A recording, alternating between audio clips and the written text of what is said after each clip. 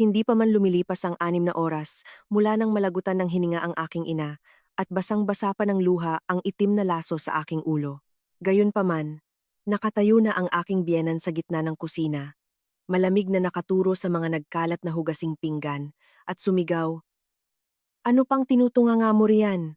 Patay na kung patay ang nanay mo, pero ang mga buhay ay kailangan pa ring kumain, pumasok ka na sa kusina at magluto." Tiningnan ko ang babaeng minsang itinuring ng aking ina bilang matalik na kaibigan noong kanilang kabataan. Naramdaman ko ang tila pagkadurog ng isang bagay sa aking dibdib, kinagat ko ang aking labi at nagtanong ng isang bagay na nagpatahimik sa buong bahay. May natitira pa ba kayong pagkatao? Ngunit sa mga sandaling iyon, hindi ko pa alam na ang kawalang puso ng aking biyenan ay hindi pa ang pinakamasamang bagay.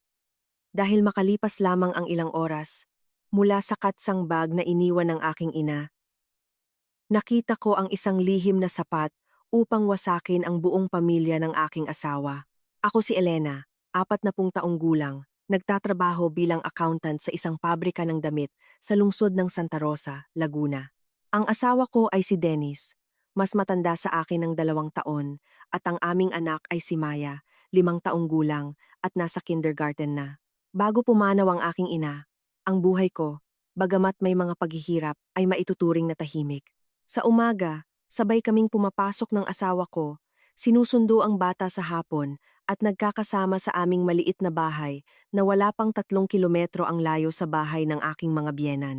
Tuwing dulo ng linggo, umuuwi kami sa nanay ko sa bayan ng Pagsanjan para pagsaluhan ang isang simpleng hapunan. Naniwala ako noon na basta't marunong akong magpasensya at makisama, lilipas din ang anumang alitan sa pamilya. Hindi ko inakalang ang mismong pagpapasensyang iyon ang nagtago sa isang sakit na tahimik na tiniis ng aking ina sa loob ng maraming taon. Namatay ang tatay ko dahil sa malubhang sakit. Eksakto iyon sa taon nang matanggap ko ang sulat na nakapasa ako sa unibersidad. Mula noon, mag-isang nagbanat ng buto ang nanay ko para igapang ako. Ang pangalan niya ay Rosa. Maliit ang pangangatawan, maamo ang mukha, at magaspang ang mga kamay dahil sa maghapong pagtatrabaho sa palengke. Noon, para may pambaon at pangmatrikula ako sa Maynila, nagtanim siya ng gulay, nag-alaga ng mga manok, at tumanggap ng bayad para magluto sa mga handaan at pista sa aming bayan. Kapag panahon ng mga kasalan at binyagan, minsan 2:00 pa lang ng madaling araw ay gising na siya para magpaapoy ng kalan at hating gabi na kung umuwi. Gayunpaman, tuwing tumatawag ako, palagi siyang nakangiti at sinasabing walang kulang sa bahay. Malakas daw siya, kaya pagbutihin ko lang ang pag-aaral. Huwag ko raw piliting makuha ang mga bagay na nakikita ko sa iba. Mahirap man kami sa pera, hindi kami dapat maging mahirap sa kalooban. Sinunod ko ang nanay ko. 4 na taon sa unibersidad, hindi ako kailanman nakipagsabayan sa luho. Pagkatapos, agad akong nakakuha ng trabaho sa Santa Rosa at umupa ng isang maliit na kwarto malapit sa kumpanya. Doon ko nakilala si Dennis, isang lalaking tahimik, ngunit maalaga, hindi mayaman, ngunit napakaresponsable. Nagtatrabaho si Dennis sa technical department.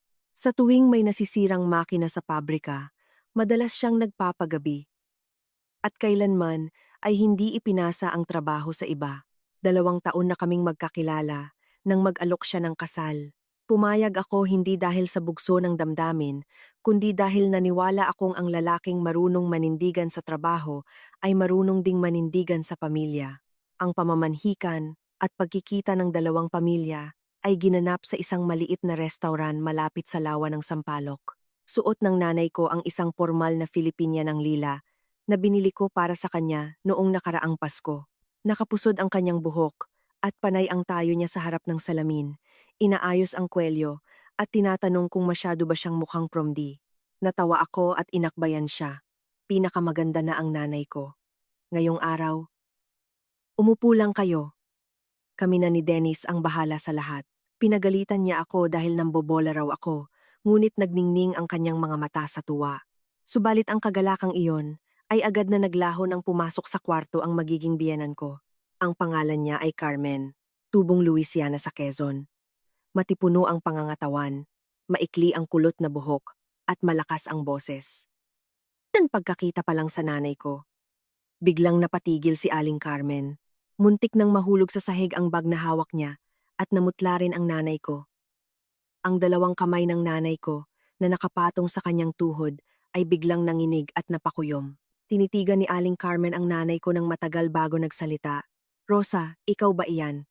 Pilit na ngumiti ang nanay ko ngunit tuyot ang kanyang boses. Oo Carmen, ikaw ba iyan? Hindi ko inakalang pagkalipas ng maraming taon ay magkikita tayo sa ganitong pagkakataon.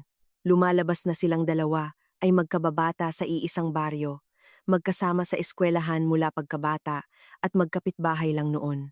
Kinalaunan, nagkapamilya sila sa magkaibang lugar kaya nawalan ng komunikasyon. Nang malamang magiging balain niya ang lumang kaibigan, nagpakita ng labis na tuwa si Aling Carmen. Panay ang hawak niya sa kamay ng nanay ko. Nagtatanong tungkol sa asawa't anak. At sa harap ng lahat ay pinuri pa ang nanay ko dahil mag-isa nitong napalaki ang isang anak na nakapag-aral at may maayos na trabaho. Napakataas ng kanyang mga papuri kaya't nahiya at naantig ako. Lihim na nag-iisip na sadyangang itinadhana ang kasalang ito. Hindi lang kami ni Dennis ang nagkatagpo, kundi pati ang dalawang inang nawalay sa isa't isa nang matagal ay muling nagkita dahil sa kanilang mga anak. Sa buong hapunan, panay ang lagay ni Aling Carmen ng pagkain sa plato ng nanay ko. Minsan ay nagpapaalala ng mga kwento noong kabataan nila na nagpatawa sa buong mesa. Ngunit napansin kong ngumingiti lang ang nanay ko gamit ang kanyang mga labi, samantalang ang kanyang mga mata ay nanatiling mabigat, tila may pinangangambahan. May sandaling bumulong si Aling Carmen sa tainga ng nanay ko ng isang napakahinang salita na hindi ko narinig.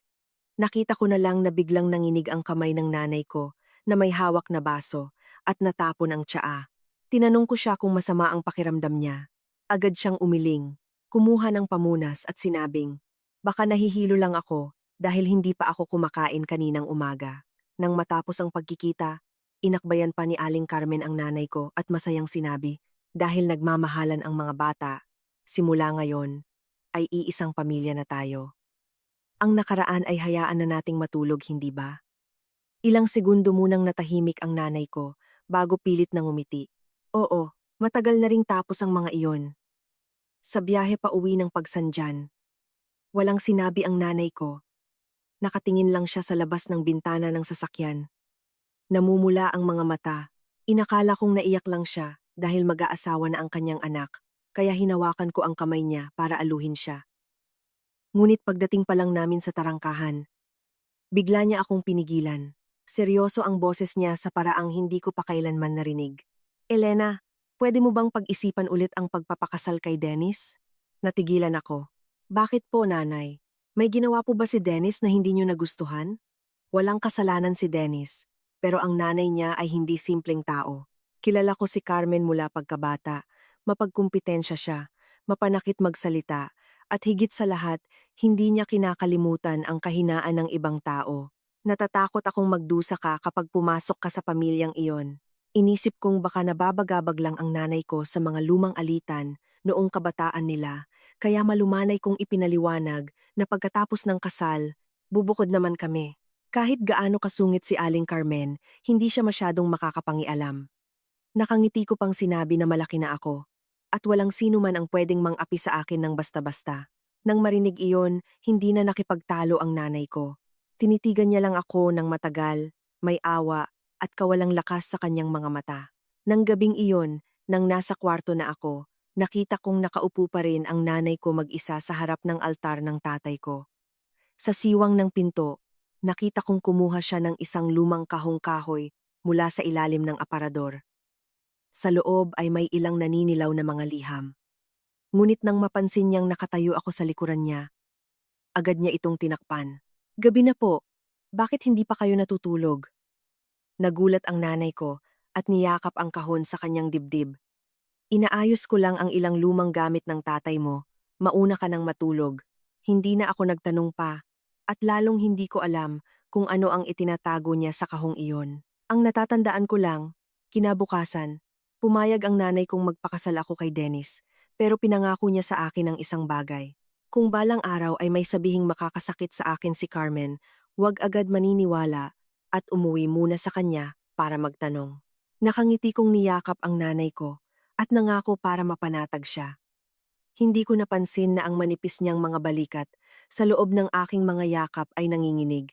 Lalong hindi ko alam na mula sa sandaling sinabi ni Aling Carmen na hayaan na lang matulog ang nakaraan, naunawaan na ng nanay ko na malapit nang matapos ang kanyang tahimik na buhay. At ang kasalang matagal ko nang inaasam ay siya palang magbubukas ng pinto sa maraming taon ng kahihiyan, kung saan ang isang ina ay kailangang tahimik na simutin ang bawat pisong naipon para maprotektahan ang kanyang anak mula sa pinakamasakit na lihim ng kanyang buhay.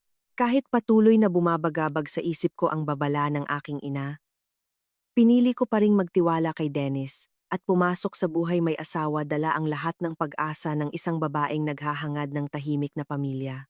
Ginanap ang kasal noong simula ng tag-araw, hindi masyadong bongga ngunit sapat para sa mga kamag-anak ng magkabilang panig. Nang araw na iyon, nakasuot ng asul na bestida ang nanay ko. Nakaupo sa unahan at nanonood sa seremonya habang patuloy na umaagos ang kanyang mga luha. Yumuko ako at niyakap siya. Nakangiting nanunumbat kung bakit napakarami niyang iniiyak sa isang masayang araw. Hinaplos lang niya ang buhok ko at nagbilin na kahit anong mangyari balang araw. Tandaan ko raw na may nanay pa ako. At huwag kong itago sa loob ko ang lahat dahil lang sa takot na malungkot siya.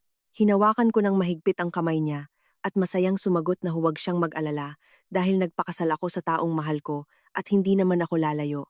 Ang bahay namin at bahay ni Dennis ay mahigit 10 kilometro lang ang layo at tuwing dulo ng linggo ay uuwi ako para kumain kasama niya. Ngumiti ang nanay ko, ngunit ang kanyang mga mata ay nakatingin kay Aling Carmen na nakatayo at umaasikaso sa mga bisita. Napakabigat ng kanyang mukha kaya noong sandaling iyon, bahagya akong nakaramdam ng kaba. Subalit, dahil sa tugtog ng kasal, mga pagbati, at sa tuwa ng pagsasama namin ni Dennis sa iisang bubong, mabilis ko itong isinantabi. Pagkatapos ng kasal, lumipat kami ni Dennis sa isang maliit na bahay malapit sa industrial park na pinag-ipunan namin para upahan. Naiintindihan ni Dennis na mag-isa lang ang nanay ko, kaya pumayag siyang madalas akong umuwi para bisitahin siya. Kahit tuwing dulo ng linggo, siya pa mismo ang nagmamaneho para ihatid ako, tumutulong sa pag-aayos ng bubong ng kusina, nagpapalit ng ilaw, o nagbubuhat ng mabibigat na sako ng bigas papasok sa bodega. Ang kabutihang iyon ay unti-unting nagpapanatag sa nanay ko. At ako na may mas lalong naniwala na tama ang pinili kong tao. Ngunit ang pagiging mabait ni Aling Carmen ay tumagal lamang ng 1 buwan. Pagkatapos noon, nagsimula na ang kanyang mga pamumuna. Noong una, tungkol lang ito sa hindi ko pagdalaw ng madalas sa bahay nila. Hindi ko pagkaalam sa mga paboritong lutuin ni Dennis o sa mga prutas na binili kong hindi niya gusto. Kinalaunan, nang himasok na rin siya sa paraan ko ng paggastos, pananamit, at pagtrato sa sarili kong ina. Isang Sabado ng gabi, kakatapos lang naming kumain sa bahay ng nanay ko nang tumawag si Aling Carmen. Sa pagkarinig sa masungit niyang boses, agad kong nalaman na may nagawa na naman akong hindi niya gusto.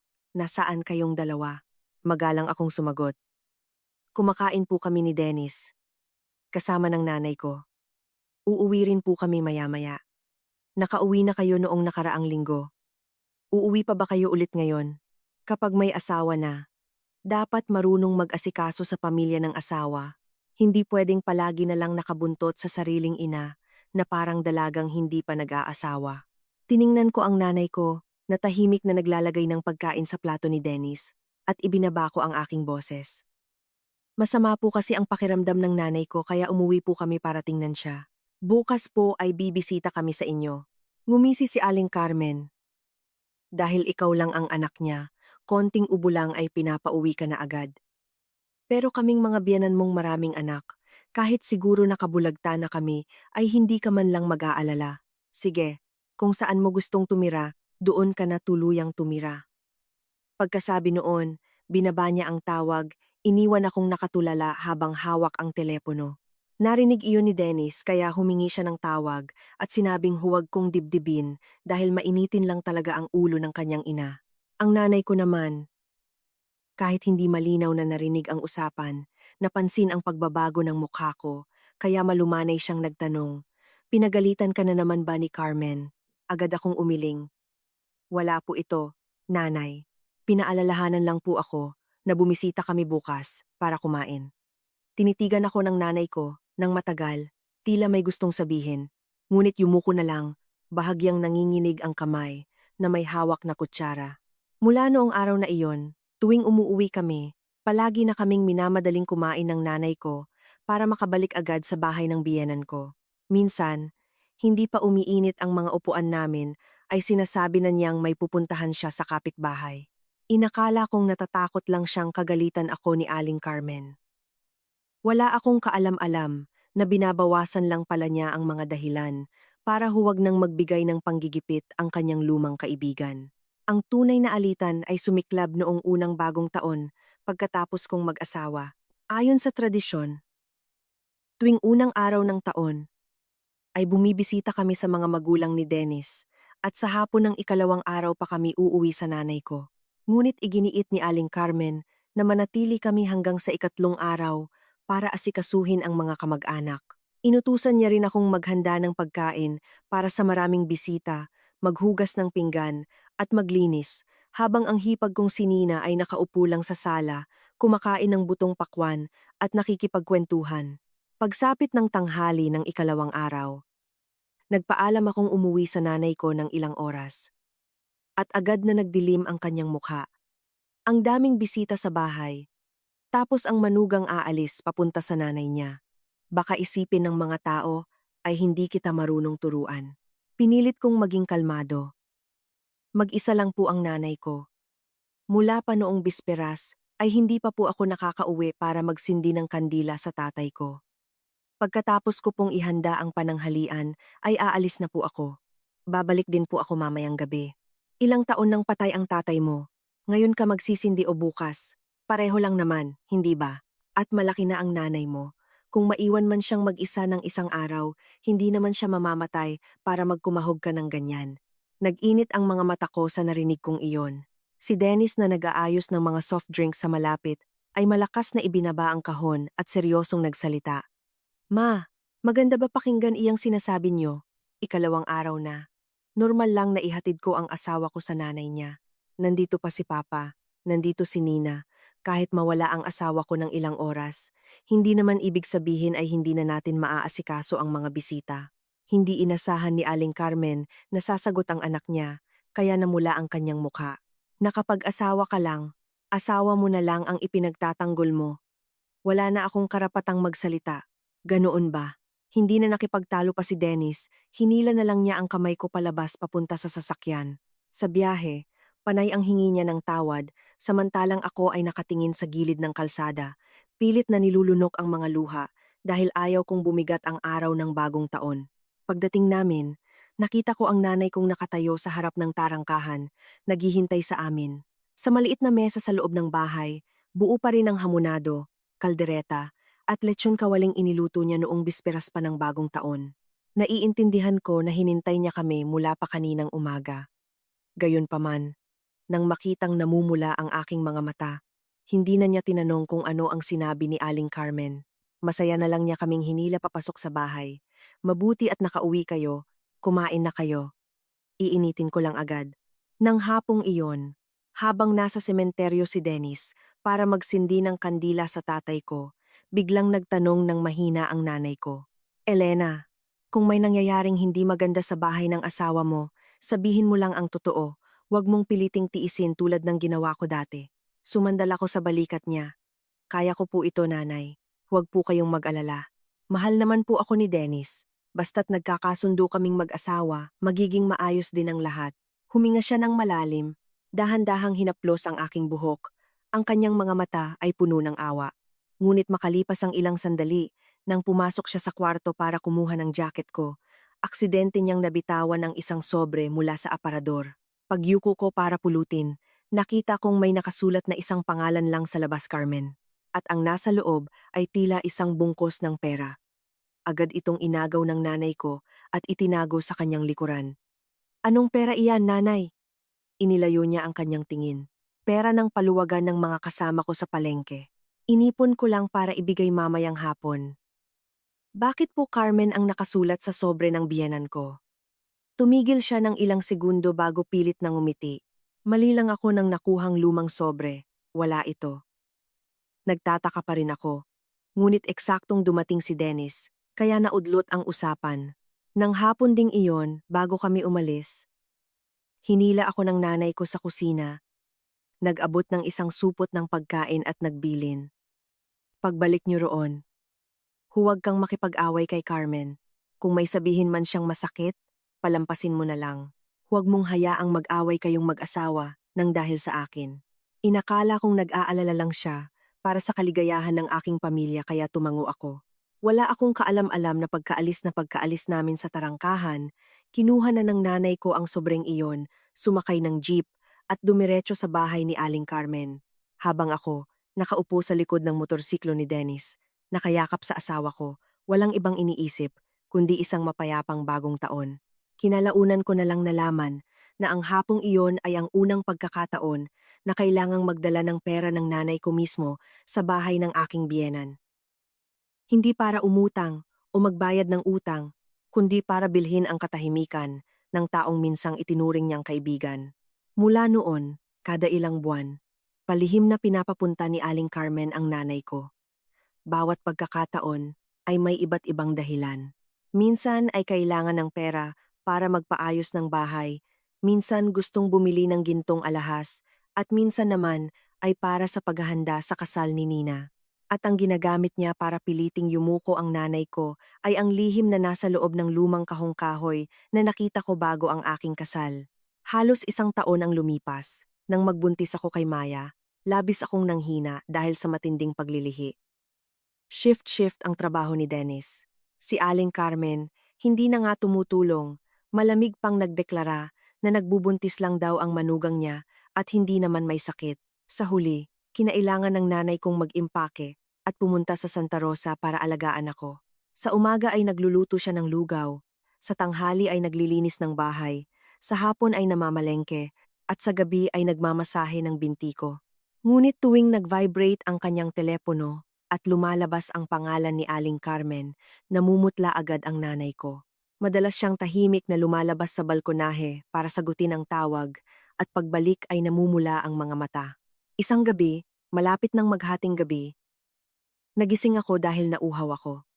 Paglapit ko pa lang sa pinto ng kusina, narinig ko na ang nanay kong nagsasalita ng napakahina sa telepono. Nagbigay na ako sa iyo ng 50,000 piso noong nakaraang buwan. Ngayon, manganganak na si Elena, talagang wala na akong pera. May sinabi ang nasa kabilang linya na naging dahilan para manginig ang nanay ko. Maya-maya, garalgal ang boses niyang sinabi. Nakikiusap ako. Huwag mong sabihin sa kanya. Malapit nang ipanganak ang sanggol, gagawin ko kahit anong gusto mo. Basta pabayaan mo lang manahimik ang anak ko. Nanigas ako sa labas ng pinto ng kusina, nakakapit ng mahigpit ang mga kuko ko sa pader. Sa unang pagkakataon, naunawaan ko na sa pagitan ng nanay ko at ni Aling Carmen ay may isang mas malubhang pangyayaring nagaganap kumpara sa mga alitan noong kabataan nila na pilit nilang tinatago sa harap ko. Nakatayo ako sa labas ng pinto at naririnig ko ang bawat paghikbi na pilit pinipigilan ng nanay ko. Nag-iikot sa utak ko ang napakaraming tanong. Ang 50,000 piso ay hindi maliit na halaga para sa isang taong namumuhay sa pagtitipid mula sa mga tanim na gulay at pagluluto sa mga pista tulad ng nanay ko. Ang mas nakakatakot pa, ang tono ng kanyang pagmamakaawa ay nagpapahiwatig na hindi lang ito unang beses nangyari. Akmang papasok na ako para agawin ang telepono at kumprontahin si Aling Carmen, ngunit sakto namang sumipa ng malakas ang sanggol sa sinapupunan ko. Nagdulot ng matinding sakit na naging dahilan para mabitawan ko ang hawak kong baso na nabasag sa sahig. Nagulat ang nanay ko, pinatay ang tawag at mabilis na lumabas. Nang makita niya akong nakahawak sa tiyan ko at namumutla, inalalayan niya agad ako sa upuan. Anong nangyari sa'yo? Sobrang sakit ba? Tatawagin ko si Dennis para dalhin ka sa ospital. Hinawakan ko ng mahigpit ang pulso niya. Okay lang po ako. Sabihin niyo sa akin kung sino yung kausap niyo kanina. Iniwas niya ang kanyang tingin at yumuko para pulutin ang mga basag na bubog. Kaibigan ko lang sa palengke. Tinatanong, yung perang inutang ko dati. Hinila ko ulit ang kamay niya. Nanginginig na ang boses ko. Narinig kong binanggit niyo ang pangalan ko. At nagmamakaawa kayong huwag may sabihin sa akin. Kanino kayo may utang na 50,000 piso? Sa biyenan ko ba? Agad na namutla ang nanay ko, nanginginig ang mga labi niya, at pagkatapos ng matagal na sandali ay nakapagsalita. Mali ang narinig mo. Walang kinalaman si Carmen dito.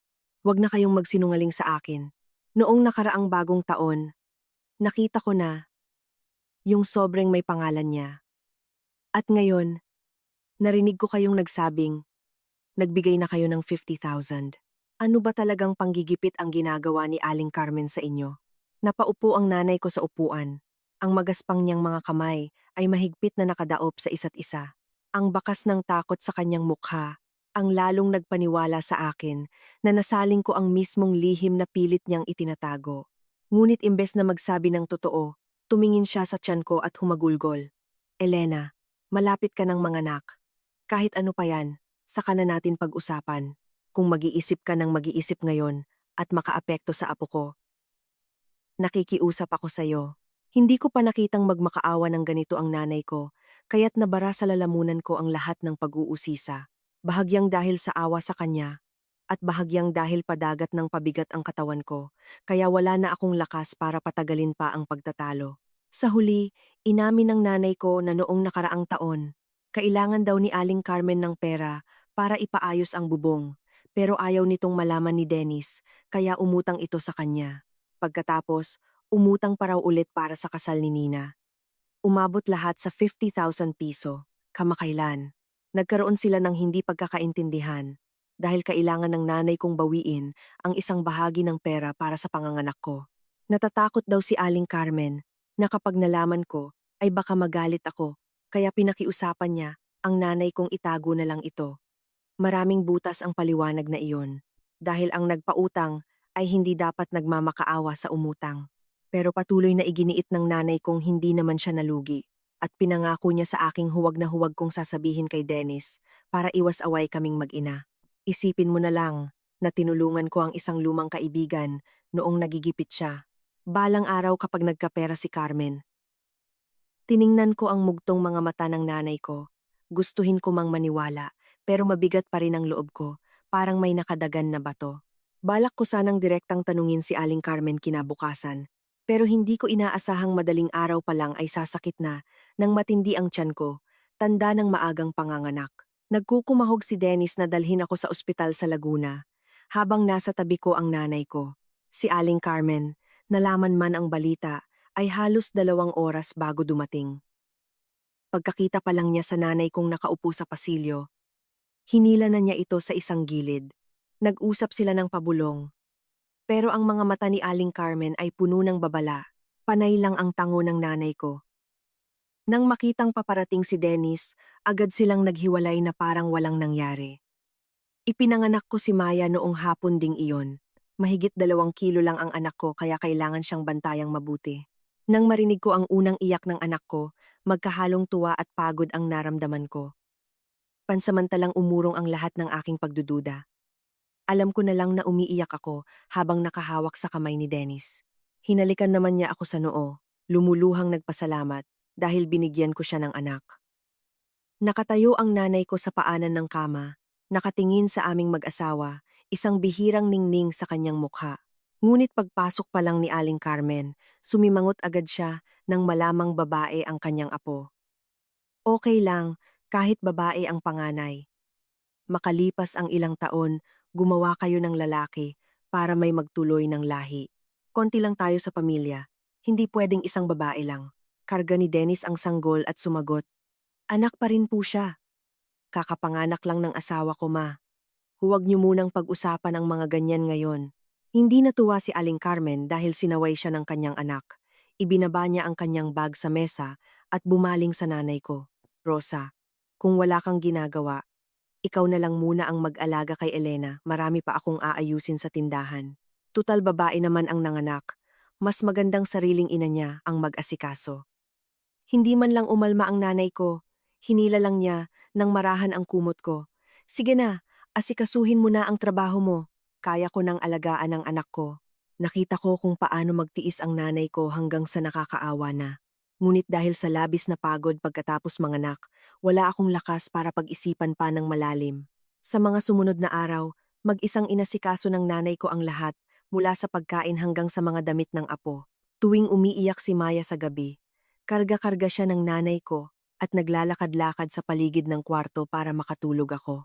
Si Aling Carmen naman, tuwing araw ay sandali lang sumisilip. Palagi siyang tumitingin sa bote ng gatas at nagtatanong kung sapat ba ang gatas ko para sa bata, kung marunong ba akong mag-alaga, o kung may plano ba akong mag-resign sa trabaho para mag-alaga ng anak. Sa tuwing nagbibigay ng komento ang nanay ko, agad na nakikita sa mukha ni Aling Carmen ang inis, na tila ba hinihigitan ng lola sa ina ang karapatan ng lola sa ama. Isang linggo pagkalabas ko ng ospital, nakahiga ako sa kwarto nang marinig kong nag-uusap si Aling Carmen at ang nanay ko sa sala. Huwag mong isipin na dahil nag-alaga ka ng ilang araw ay may karapatan ka ng magsalita sa bahay ng anak ko. Kung kaninong apelyido ang dadalhin niya, dapat klaro yan sa'yo. Kalmadong sumagot ang nanay ko. Hindi ko kailanman inagaw ang apo ko sa sinuman. Naawa lang ako kay Elena dahil mahina pa siya. Kaya nandito ako para mag-alaga. At kahit anong apelyido pa ang dalhin niya, dugot laman pa rin siya ng magkabilang panig. Ibinaba ni Aling Carmen ang boses niya, pero matalim pa rin ang bawat salita. Mabuti nang alam mo ang lugar mo. At tungkol doon sa isa pang bagay, bibigyan kita ng isa pang buwan. Huwag mong hintaying paalalahanan pa kita sa ikatlong pagkakataon. Nang marinig ko iyon, bumangon agad ako, pero mabilis na pumasok ang nanay ko. Bago ka palang nanganak, kapag nagpapabalik-balik ka, baka maghirap ka pagtanda mo. Tinitigan ko siya sa mata. Hinihingian ba niya ulit kayo ng pera? Natigilan ang nanay ko, sabay iling. Hindi. Pinaalalahanan lang niya. Yung pinangako ko, nabibilhan ko ng pilak na pulseras si Maya. Hindi na ako naniwala sa palusot na iyon. Ngunit tuwing tinatanong ko siya, gumagawa siya ng panibagong dahilan at naghahanap ng paraan para mailipat ang usapan pabalik sa sanggol. Gusto ko sanang sabihin kay Dennis. Ngunit naalala ko ang pagmamakaawa ng nanay ko. At nakikita ko kung paano nagkukumahog ang asawa ko sa trabaho at sa bagong sanggol. Sinabi ko na lang sa sarili ko na maghihintay ako hanggang sa lumakas na ang nanay ko, tsaka ako hihingi ng paliwanag. Hindi ko inasahan, pagkatapos ng binyag at unang buwan ni Maya, bigla ang ibinenta ng nanay ko ang lahat ng alaga niyang mahigit 30 manok, pati na rin ang isang maliit na kapirasong lupa malapit sa sapa sa isang kamag-anak.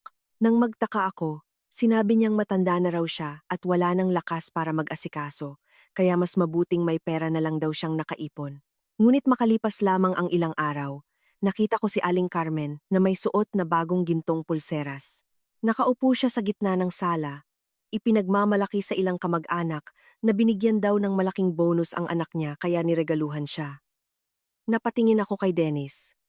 Naguguluhang umiling siya, samantalang ang nanay ko, nakarga si Maya sa dulo ng mesa, ay biglang napayuko, namumutla ang mukha. Sobrang higpit ng yakap niya sa apo, kaya naiyak ang bata. Nang makaalis na ang lahat, hinarang ko si Aling Carmen sa may pinto ng kusina. Sa unang pagkakataon, direkta ko siyang tinanong, "Totoo po bang si Dennis ang bumili ng pulseras na iyan para sa inyo?" Tiningnan niya ako at ngumisi. Kung hindi ang anak ko, sino pa bang may sapat na pagmamahal para ibili ako nito? Pumasok si Dennis mula sa labas, seryoso ang boses. "Ma, huwag po kayong magsinungaling, hindi ko po kailanman binili ang pulseras na yan." Biglang nanlamig ang hangin. Sumulyap si Aling Carmen sa nanay ko, isang malamig at nakakatakot na tingin, pagkatapos ay walang bahalang hinaplos ang pulseras sa kanyang pulso. "Ito ay regalo ng isang lumang kaibigan. Hindi ba ako pwedeng magbiro?" Tumingin ako sa nanay ko. Nakita kong namumula ang mga mata niya at nanginginig ang mga labi, ngunit pinilit pa rin niyang ngumiti. "Oo, niregalo ko kay Carmen para ipagdiwang ang pagdating ng apo ko. Elena, huwag mo na palakihin ang issue. Sa sandaling iyon, naunawaan ko na malamang ang pulseras na iyon ay binili gamit ang perang pinagbentahan ng lupa ng nanay ko." Ngunit bago pa ako makapagtanong ulit, lumapit na si Aling Carmen sa nanay ko at bumulong na sapat lang para silang dalawa ang makarinig. Ako naman, nabasa ko lamang ang huling pagbuka ng labi niya. "Huwag mong kakalimutan ang pangako mo." Mula ng araw na iyon, palihim kong binantayan ang lahat ng pagbabago sa nanay ko. At habang nagmamasid ako, lalo akong nasasaktan nang makita kong hindi lang siya nawawalan ng pera, kundi nabubuhay rin siya sa palaging takot. Tuwing maririnig niya ang paghinto ng sasakyan ni Aling Carmen sa labas ng tarangkahan, nanginginig ang mga kamay niya. At tuwing tutunog ang telepono sa gabi, agad siyang lumalayo bago sagutin. Ngunit para protektahan ako, kinagat niya ang kanyang mga labi at inilihim ang lahat. Dahil doon, sa buong sumunod na 5 taon, habang inaakala kong masaya ang nanay kong nag-aalaga sa kanyang apo at nag-e-enjoy sa kanyang pagtanda, tahimik niya palang ibinebenta ang bawat bagay na naipundar niya sa buong buhay niya, mula sa mga manok, sa lupa, hanggang sa mga gintong alahas na iniwan ng tatay ko, para lang makipagpalitan ng marupok na kapayapaan para sa kanyang anak. Lumipas ang 5 taon. Si Maya, mula sa isang pulang sanggol na laging nakahiga sa bisig ng lola niya, ay naging isang bibong bata sa kindergarten na marunong nang tumakbo papunta sa gate tuwing naririnig ang busina ng lola niya. Ang nanay ko naman, halos inilaan ang buong natitirang bahagi ng kanyang buhay para alagaan ang maliit na pamilya ko. Tuwing umaga, sumasakay siya sa pinakaunang bus mula Pagsanjan papuntang Santa Rosa. Minsan may dalang bagong pitas na gulay, minsan na may linis na manok. Bago pa mag-7, nandoon na siya para maghanda ng almusal. Tutulungan niya si Maya magbihis, saka ihahatid sa eskwelahan. Sa hapon, sinusundo niya ang bata, pinapaliguan, nagluluto ng hapunan, at hinihintay kaming mag-asawa na makauwi bago niya aayusin ang mga gamit niya pabalik sa malungkot niyang bahay. Ilang beses ko siyang inalok na lumipat na sa amin, pero mahigpit siyang tumatanggi. Sinasabi niyang nandoon pa rin ang altar ng tatay ko, ang mga tanim, at masyadong malamig kung iiwang walang tao. Ang totoo, naiintindihan kong natatakot siyang kapag magkasama kami. Mapapansin ko ang mga kahina-hinalang tawag at ang kanyang patagong pakikipagkita kay Aling Carmen. Buwan-buwan, nagpapadala kami ng 10,000 piso para sa gastusin niya. Madalas pang sinasabi ni Dennis na napakaliit ng halagang iyon kumpara sa pagod niya sa pag-aalaga sa bata. Ngunit ayaw tanggapin ng nanay ko ang dagdag. Palagi siyang kumakaway bilang pagtanggi. Inaalagaan ko ang apo ko dahil mahal ko kayo. Hindi naman ako namamasukan sa iba. Itong 10,000, napakalaki na nito para sa akin. Itabi ninyong dalawa ang pera para kay Maya at para makabili kayo ng bahay balang araw. Seryosong inilagay ni Dennis ang sobre sa kamay ng nanay ko. Kung hindi niyo po tatanggapin, mas mahihiya po kaming mag-asawa. Hindi po ito bayad, kundi kusang loob naming ibinibigay. Itago niyo po para kung magkasakit kayo, ay hindi kayo mag-aalala. Nakangiting tinanggap ito ng nanay ko. Ngunit napapansin ko na makalipas lang ang ilang araw, sasabihin na niyang wala na siyang pera dahil pinapaayos niya ang bubong ng kusina, naguhulog sa paluwagan, o tumutulong sa isang nahihirapang kamag-anak. Noong una, iniisip kong sadyang mabait lang ang nanay ko kaya hindi ako nagduda. Hanggang sa naging paulit-ulit ang mga dahilang ito. Napaisip ako kung bakit ang isang taong napakatipid buong buhay niya ay hindi man lang makapagtabi ng kahit kaunti. Nang umuwi ako sa probinsya para silipin, nakita kong luma pa rin ang bubong, sira ang mga baldosa sa garahe. Hindi pa napapalitan ang kahoy na kamang ginawa pa ng tatay ko noon, at kahit ang maliit na refrigerator na sira ang freezer ay pinanghihinayangan niyang ipaayos. Nang tanungin ko kung nasaan ang ipon niya, ngumiti lang siya at sinabing inilagay na sa bangko pero hindi niya maalala kung saan naitago ang passbook.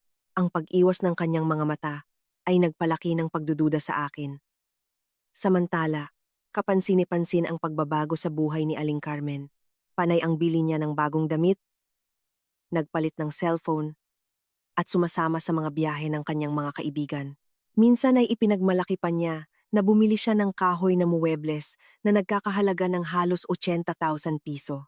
Pag may nagtatanong kung saan galing ang pera, sinasabi niyang bigay daw ni Dennis, kaya labis na naiinis ang asawa ko. Ma, huwag niyo namang gamitin ang pangalan ko para sa mga bagay na hindi totoo. Naghuhulog pa po kami sa bahay namin. Saan naman po ako kukuha ng ganoon kalaking pera para ibigay sa inyo? Walang pakialam na sagot ni Aling Carmen. Kung hindi galing sa'yo, edi galing sa iba. Sinasabi ko lang yan para isipin ng mga kamag-anak na mabait kang anak. Hindi ka na nga nagpapasalamat, manunumbat ka pa? Kumunot ang noo ni Dennis. Kung saan man po galing ang pera ninyo, Desisyon niyo yan. Pero huwag niyo pong hayaang magka-misunderstanding kami ni Elena. Huwag niyo pong ipagkumpara na nagiging pabigat para sa kanya. Ngumisi lang si Aling Carmen. Sinuri ako mula ulo hanggang paa. Dahil sa asawa, nakalimutan ng nanay. Tama nga, pinalaki kita ng maraming taon. Para lang mapakinabangan ng iba, nagtimpi ako tulad ng pagtitimpi ko sa mga unang taon ko bilang manugang. Dahil tuwing nagsasalita kami ng asawa ko, hinihila ako ng nanay ko sa isang tabi at pinapayuhan. Huwag mong banggain si Carmen. Pabilis ng pabilis ang pagmamakaawa niya, na para bang kung sasagot ako, may isang malaking sakunang mangyayari. Elena, ang tanda-tanda ko na. Hindi naman mababawasan ang laman ko kahit gipitin niya ako ng kaunti. Panatilihin mo na lang ang katahimikan ng pamilya mo. Huwag mong ilagay si Dennis sa gitna ng asawa't ina niya. Hinawakan ko ang papayat ng papayat na kamay ng nanay ko. Pero ayaw ko pong nagdurusa kayo dahil sa akin. Kung anuman ang sinasabi o ginagawa niya sa inyo, kailangan niyong sabihin sa akin. Agad niyang binawi ang kamay niya. Walang gumagawa ng masama sa akin. Masyado ka lang nag-iisip, pinapahirapan mo lang ang sarili mo. Kahit anong tago niya, hindi makakapagsinungaling ang kanyang katawan. Mula sa isang malakas na babaeng kayang bumuhat ng 2 sako ng gulay at maglakad ng 1 kilometro, nagsimula siyang laging mapagod. Kumukonti ang kinakain, hirap matulog, lumulubog ang mga mata at namumuti na ang buhok sa loob lang ng mahigit 1 taon. Isang araw, habang sinusundo si Maya sa labas ng eskwelahan, nahilo siya at kinailangang sumandal sa pader. Tinawagan ako ng guro. Nagkukumahog akong nag-leave sa trabaho para dalhin siya sa ospital. Ang resulta ng doktor, may anemia siya, hindi maayos ang blood pressure, at pinayuhan siyang kumain at magpahinga ng maayos. Pero nang mag-alok akong kumuha ng mag-aalaga kay Maya para makapagpahinga siya sa bahay, matigas siyang tumanggi. Kung kukuha ka ng ibang tao, bukod sa dagdag gastos, hindi mo pa alam kung totoong mahal nila si Maya. Magpapahinga lang ako ng ilang araw at magiging maayos din ako. Huwag mo nang palakihin ang issue. Naiyak ako. Lagi niyo pong sinasabing wala. Hanggang kailan? Pag bumagsak na po kayo, anong gagawin ko? Kayo na lang ang meron ako. Nang marinig iyon, niyakap ako ng nanay ko. Nararamdaman ko ang bawat buto sa likod niya sa ilalim ng manipis na damit. Tinapik-tapik niya ang likod ko tulad noong bata pa ako. Hindi pa ako pwedeng mawala. Kailangan ko pang makita si Maya na pumasok sa grade 1. Kailangan ko pang makita na nakabili na kayo ng bahay bago ako mapanatag. Hindi ko alam kung nung sinabi niya yon, pinapanatag niya ang sarili niya o pinapanatag ang anak niya. Dahil makalipas ang 3 araw, pumunta si Aling Carmen sa bahay habang nasa trabaho kami. Kwento ng mga kapitbahay kinalaunan, nakita nila silang nag-aaway sa labas ng tarangkahan at paulit-ulit na nagmamakaawa ang nanay ko. Umalis daw si Aling Carmen na may dalang maliit na katsang bag. Kinagabihan, sinabi ng nanay ko na nawala raw ang singsing sa kasal na iniwan ng tatay ko. Nakutuban kong may hindi tama kaya dumiretso ako sa bahay ng biyenan ko. Nadatnan ko si Aling Carmen na sinusukat ang isang gintong singsing sa daliri niya. Eksaktong kapareho ng singsing na laging tinatago ng nanay ko sa lumang kahon. Nang lumapit ako para magtanong, agad niya itong tinanggal at itinago sa bulsa. Saan niyo po nakuha yung singsing na yan, ma? Tiningnan ako ni Aling Carmen na may matapang na tingin. Sa akin ito. Paki mo ba kung saan ko nakuha? Nawala po kasi ng nanay ko yung singsing nila sa kasal. At yang hawak ninyo ay kamukhang kamukha nun. Hinampas niya ang mesa. Anong gusto mong palabasin? Pinaghihinalaan mo ba akong nagnanakaw ng gamit ng nanay mo? Bago pa ako makasagot, patakbong pumasok ang nanay ko, hinihingal at namumutla. Elena, nagkakamali ka. Ibinigay ko yung singsing na yan kay Carmen. Napalingon ako agad sa nanay ko. Pamana yan ng tatay ko. Mas pinapahalagahan niyo pa yan kaysa sa buhay niyo. Bakit niyo ibibigay sa kanya? Yumuko siya, mahina ang boses. May pabor akong hinihingi kay Carmen, kaya binigay ko yung singsing bilang pasasalamat. Huwag ka nang magtanong. Isinuot ulit ni Aling Carmen ang singsing. Pilit ang ngiting tagumpay sa kanyang labi. Habang ako, tinitingnan ko ang nanay ko. Nasasaktan at nagagalit. Dahil alam kong nagsisinungaling pa rin siya para protektahan ang taong mismong nagtutulak sa kanya sa pader. Nang gabing iyon, iniuwi ko ang nanay ko at ipinilit na buksan ang lumang kahong kahoy. Ngunit wala na itong laman. Ang mga naninilaw na liham na nakita ko bago ako ikasal ay nawala na rin. Sinabi ng nanay kong sinunog na niya lahat dahil ayaw na niyang alalahanin ang mga malulungkot na bagay. Hindi ako naniwala. Tinanong ko siya kung kinuha ba ni Aling Carmen. Nanatili lang na nakaupo ang nanay ko, tumutulo ang mga luha, nang hindi sumasagot. Ang pananahimik na iyon ang halos kumumpirma sa akin na ginigipit ang nanay ko gamit ang isang lihim na may kinalaman sa kanyang sarili. Ngunit hindi ko maimahinasyon kung anong klasing lihim ang sapat na laki para ang isang matatag na ina ay yumuko sa loob ng 5 taon. Mas lalong hindi ko maintindihan kung bakit mas pipiliin pa niyang ibenta ang lahat ng ari-arian niya, isuko kahit ang alahas ng yumaong asawa, kaysa sasabihin ang totoo sa anak niya. Nagpa siya akong ikwento ang lahat kay Dennis. Pero eksakto sa araw na iyon, may nangyaring aberya sa mga makina sa pabrika nila. Kailangan niyang pumuntang Batangas para sa isang agarang business trip ng halos 1 linggo. Bago umakyat sa sasakyan, ibinili ni Dennis na isama ko ang nanay ko sa bahay. Pagbalik niya, kakausapin niya nang maayos si Aling Carmen. Pumayag ako at ipinangako sa sarili ko na hindi natatagal pa ang sitwasyong ito. Ngunit nang marinig ng nanay ko ang plano, matindi ang reaksyon niya. Nag-ayos siya ng mga gamit at nagpilit na umuwi ng probinsya noong gabi ring iyon. Sinabi ko na nga sa iyong walang nangyari. Kapag gumawa ka ng eskandalo, lalo lang magugulo ang lahat. Hayaan mo na lang akong manahimik. Hinarangan ko ang pinto.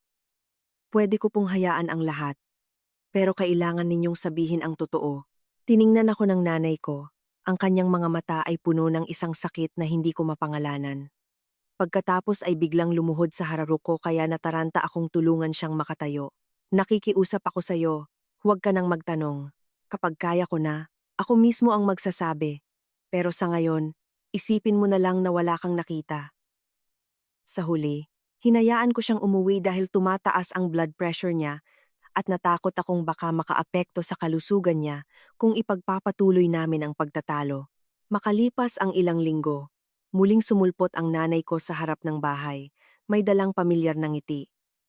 May dala siyang paksiw na isda at isang supot ng ponkan para kay Maya. Ang kilos niya ay napaka-normal, kaya muntik na akong magduda sa mismong mga nakita ko. Tanging ang singsing na sa kasal ang hindi na bumalik, at ang anino sa mata ng nanay ko ay tila lalong lumalalim. Papalapit na ang pagtatapos ng taon nang patapos na rin si Maya sa unang semester ng kindergarten. Biglang nagpaalam ang nanay kung gusto niyang umuwi sa Lukban, Quezon para bisitahin ang isang matandang pinsan na matagal na niyang hindi nakikita. Gusto rin daw niyang dumaan sa dating bayan para magsindi ng kandila sa lolo at lola ko. Natuwa ako dahil akala ko sa wakas ay papayag din siyang magpahinga. Agad ko siyang binigyan ng 10,000 piso panggastos. Ngunit bago niya kunin ang pera, tinitigan niya ako ng matagal tapos nagtanong ng isang bagay na biglang nagpasikip sa dibdib ko. Kung balang araw malaman mo na may isang malaking bagay akong inilihim sa'yo, mamahalin mo pa rin ba ako? Niyakap ko siya. Kahit anong mangyari, nanay ko pa rin kayo. Walang makakapagpabago nun. Umiyak ang nanay ko. Niyakap ako ng napakahigpit. Saka bumulong. Kung ganoon, panatag na ako.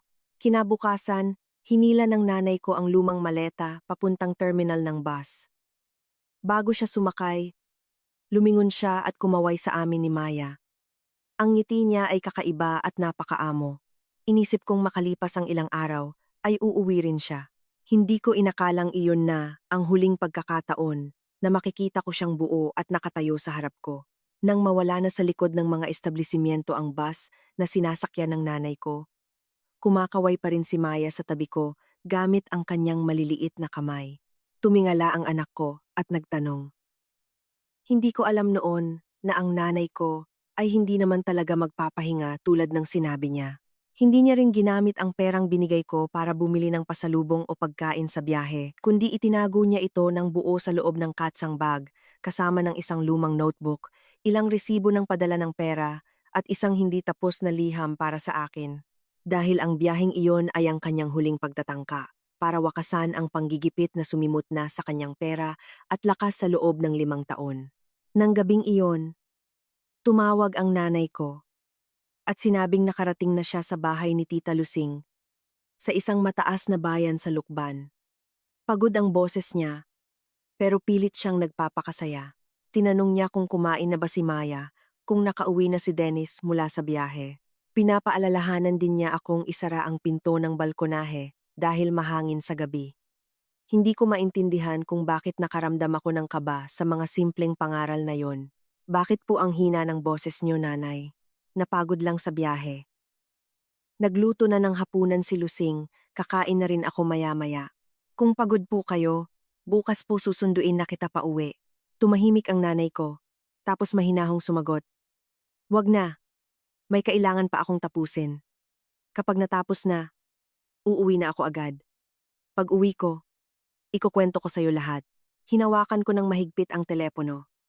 Yung tungkol po ba ito sa sikretong sinabi niyo noon? Oo, ayoko nang mabuhay ka na laging nagdududa. Kahit magalit ka, tatanggapin ko. Tinanong ko kung sino ang kikitain niya, pero sinabi lang niyang pag-uwi niya ay ipapaliwanag niya lahat. Pagkatapos, pinakiusapan niya akong ibigay ang telepono kay Maya. Halos 10 minuto silang nag-usap. Bago patayin ang tawag, nagbilin siyang magpakabait ang apo, makinig sa mga magulang, at laging tandaan na si Lola ang pinakamamahal sa kanya sa buong mundo. Para sa akin, parang nagpapaalam ang nanay ko kaya hindi ako mapakali. Pero dahil paparating pa lang si Dennis mula Batangas, at nagkasinat naman si Maya dahil sa pagbabago ng panahon, naging abala ako sa pag-aalaga sa anak ko. Halos madaling araw na nang makatulog ako. Ipinangako ko sa sarili ko na tatawagan ko si Tita Lusing bukas para linawin ang lahat. Kinabukasan, tumawag ang nanay ko, 6:00 pa lang ng umaga. Nakasakay na raw siya ng bus pabalik ng Santa Rosa kasi may sinat daw si Maya. Nagulat ako. Paano niya nalaman? Narinig daw niya ang ubo ng apo niya kagabi kaya nahulaan niya. Kahit paulit-ulit kong sinabi na bumaba na ang lagnat ni Maya. Mapilit siyang umuwi ng maaga. Diyan muna kayo ng isa pang araw, nanay. Malayo yung biyahe, tapos umuulan pa. Nag-aalala po ako. Okay lang, uuwi ako para sunduin si Maya. Tsaka, napaayos ko na ang kailangan kong ayusin. Ano po ba yung inayos nyo? Sabihin nyo na po sa akin. Bumuntong hininga ang nanay ko. Pagdating ko na lang sa bahay, hindi ito madaling ipaliwanag sa telepono. Hintayin mo na lang ako sandali. Yun na ang mga huling salita na narinig ko mula sa nanay ko. Wala pang 3 oras. Habang nasa trabaho ako, tumawag ang isang hindi kilalang numero sa telepono ko. Ipinakilala ng tao sa kabilang linya na siya ay tauhan ng klinika sa Lukban at tinanong kung kamag-anak ba ako ni Nanay Rosa. Sa tanong pa lang na yon, nanlamig na ang buong katawan ko. Nalaglag ang ballpen sa kamay ko. Ano pong nangyari sa nanay ko? Naaksidente po ang bus na sinasakyan niya. Dinala po siya rito sa ER. Medyo malubha ang kalagayan niya, kailangan po kayo rito ngayon. Hindi ko na matandaan kung paano ako nakapagpaalam sa boss ko. Ang tanging naaalala ko ay nanghihina ang mga tuhod ko at kinailangan pa akong akayin ng mga katrabaho ko pababa ng hagdan. Sinalubong ako agad ni Dennis nang marinig ang balita at inihatid. Iniwan namin si Maya sa guro at mabilis na nagtungo sa Lukban sa gitna ng malakas na ulan. Sa buong biyahe, paulit-ulit kong tinatawag ang pangalan ng nanay ko. Nananalangin sa lahat ng mga santo at puon na ibalik siya sa akin. Hawak naman ni Dennis ang kamay ko. Walang humpay sa pagpapakalma, kahit nanginginig din ang kamay niya sa manibela. Pagdating namin doon, nakita ko si Tita Lusing sa labas ng emergency room, basang-basa ng luha ang mukha. Pagkakita niya sa akin, niyakap niya ako agad at umiyak. Elena, patawarin mo ako. Pinigilan ko siyang umalis ngayong umaga kasi umuulan, pero nagpumilit siya dahil narinig niyang may sakit si Maya. Tinanong ko kung nasaan siya. Eksaktong paglabas ng doktor, napakaseryoso ng mukha nito. Sinabi niyang may malubhang mga sugat ang nanay ko. Naunang binigyan siya ng paunang lunas, pero kailangang ilipat agad sa provincial hospital para sa agarang operasyon. Kailangan daw maghanda ng pamilya dahil mahina na ang katawan ng nanay ko at mababa ang tsansang makayanan niya ito. Napaluhod ako at kinapitan ang braso ng doktor. Dok, parang awa niyo na. Iligtas niyo ang nanay ko. Kahit magkano, babayaran namin. Ako na lang po ang meron siya. Huwag niyo po siyang hayaang mawala. Inilipat ang nanay ko sa provincial hospital na nasa napakahinang kondisyon. Nakaupo ako sa loob ng ambulansya. Hawak ang nanlalamig niyang kamay, at panay ang tawag ko pero hindi niya maimulat ang mga mata. Pagsapit sa kalagitnaan ng biyahe, bahagyang gumalaw ang kanyang mga talukap. Ang kanyang mga labi ay nanginginig. Tila may ibig sabihin. Nilapit ko ang tainga ko at doon ko lang narinig ang ilang pira-pirasong salita. Sa loob ng bag. Yung notebook. Huwag maniniwala kay Carmen. Napahagulgol ako. Nanay, huwag muna kayong magsalita. Mag-ipon kayo ng lakas. Alam ko po, kaya ko na ang sarili ko. Kailangan niyong mabuhay para ikwento sa akin ang lahat. Sinubukan ng nanay kong iangat ang daliri niya para haplusin ang mukha ko, pero kalahati lang ng lakas niya ang kinaya at muling bumagsak ang kamay niya. Tumulo ang luha mula sa nakapikit niyang mga mata. Hinawakan ko ang kamay niya at idinikit sa pisngi ko. Patuloy kong tinatawag ang nanay ko sa kabuuan ng biyahe. Tumagal ng ilang oras ang operasyon. Dinala ni Dennis si Maya mula eskwelahan papunta sa ospital. Niyakap ng bata ang mga binti ko at nagtanong kung bakit hindi pa lumalabas ang lola niya. Hindi ko alam kung ano ang isasagot ko. Niyakap ko na lang siya sa dibdib ko. Tinitingnan ang nakasarang pinto habang parang pinupunit ang puso ko. Pagsapit ng hapon, lumabas ang doktor, tinanggal ang mask at dahan-dahang umiling. Sa sandaling iyon, parang nawala ang lahat ng ingay sa paligid. Nakita ko ang pagbuka ng mga labi niya pero hindi ko naintindihan kung ano yon. Naramdaman ko na lang ang yakap ni Dennis. At doon ko nalaman na pumanaw na nang tuluyan ang nanay ko. Hindi maaari. Ngayong umaga lang, tumawag pa siya at sinabing uuwi siya para sabihin sa akin ang lahat. Hindi pa siya pwedeng mawala. Patakbo akong pumunta sa pinto, pero nang hina ang mga binti ko at napaluhod ako sa pasilyo. Dahil sa gulat at takot, umiyak si Maya at niyakap ang leeg ko. Mama, huwag kang umiyak. Tulog lang si Lola. Gisingin natin siya. Lalong nagpapasikip sa hininga ko ang inosenteng sinabi ng anak ko. Mahigpit ko siyang niyakap.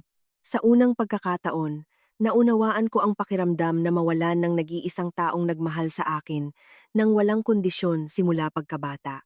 Nang payagan akong makapasok at silipin siya sa huling pagkakataon, payapa na ang mukha niya. Wala na ang takot na dinadala niya nitong mga nakaraang taon. Hinaplos ko ang namumuti niyang buhok. Ibinulong ko na narito na ako at wala na siyang dapat alalahanin pa. Pero walang ibang bumalik sa akin kundi malamig na katahimikan. Ang panyong niregalo ko ay nasa bulsa pa rin ng damit niya, habang ang kamay na minsang humawak sa akin upang lagpasan ang anumang hirap ay nakabitin na lamang sa gilid ng kama. Ibinigay ni Tita Lusing ang punit-punit ng katsang bag at sinabi. Bago siya umalis ng bahay ko, nagbilin siyang, pag may masamang nangyari, kailangan kong ibigay ito ng personal sayo. Pagbukas ko pa lang, nakita ko na ang kayumangging notebook, isang bungkos ng mga resibo ng padala, at ang lumang kahong-kahoy kasama ang isang sobre na may pangalan ko. Pero wala akong tapang para basahin ito noon din. Niyakap ko lang ang bag sa dibdib ko at hinayaang maubos ang luha ko. Ginanap ang burol sa aming lumang bahay sa Pagsandyan. Dumating ang maraming kamag-anak, kapitbahay, at ang mga natulungan noon ng nanay ko kaya napuno ang bakuran. Lahat ay nagkukuwento kung gaano siya kabait. May nagsabi na nagpautang siya ng walang tubo. May nakaalala kung paano siya tumulong magluto sa mga lamay ng iba. Habang mas naririnig ko ang mga ito, lalo kong nararamdaman ang pagiging masamang anak dahil namuhay ako sa tabi niya pero wala man lang akong kaalam-alam na siya pala ay lubos na nagdurusa. Umalalay si Dennis sa akin ng 2 araw, tumutulong sa bawat maliliit na detalye. Maagang dumating ang biyanan kong lalaki para umasikaso sa mga bisita, ngunit ang asawa niya na si Aling Carmen ay saglit lang na dumalaw ng wala pang 1 oras. Naglagay ng korona at hinila si Dennis sa labas upang tanungin kung kailan kami uuwi. May pasyam sa probinsya natin, kailangan natin mag-ayos. Nagalit si Dennis, Ma, kalilibing pa lang ng nanay ng asawa ko. Pwede namang iba ang mag-ayos niyan. Huwag niyo na muna iyang pag-usapan ngayon. Nang makita ni Aling Carmen na hindi siya sinunod ng kanyang anak, lumingon siya sa akin. Sa labas, nagpakita siya ng awa, ngunit ang kanyang mga mata ay nanatiling nakatitig sa katsang bag na nakalagay malapit sa altar. Bago siya umalis, Tinanong niya pa ako kung may iniwang pera o papeles ang nanay ko. Nanlamig ang katawan ko pero pinigilan ko ang galit. Sinagot ko na hindi ko pa tinitingnan. Matapos ang libing, halos ubus na ang lakas ko. Gayunpaman, kinaumagahan ay tumawag agad si Aling Carmen. Pinapupunta kaming mag-asawa sa bahay nila dahil nandoon daw ang mga kamag-anak galing probinsya na nanatili matapos ang pasyam. Nang tumanggi ako, tinaasan niya ako ng boses. Patay na ang nanay mo, tapos na ang usapan. Manugang ka ng pamilyang ito, hindi pwedeng iwasan mo habang buhay ang mga obligasyon mo. Punong-puno ng bisita rito. Sino ang magluluto't maghuhugas? Kinuha ni Dennis ang telepono. Ma, tama na po yan. Nagluluksa pa si Elena. Sasamahan ko siya rito. Biglang iniba ni Aling Carmen ang boses niya. Dahil sa kaba, napilitan si Dennis na iuwi kaming mag-ina para tingnan ang kalagayan ng ama niya. Ngunit nang dumating kami, nakaupo lang ang biyenan ko sa labas, masiglang umiinom ng kape. Si Aling Carmen, nakatayo sa gitna ng sala, nakaturo sa mga nagkalat na pinggan at malamig na nagsalita. Patay na kung patay ang nanay mo. Pero ang mga buhay ay kailangan pa rin kumain. Ano pang tinutunganga mo riyan? Pumasok ka na sa kusina at magluto. Tiningnan ko ang itim na laso sa aking ulo.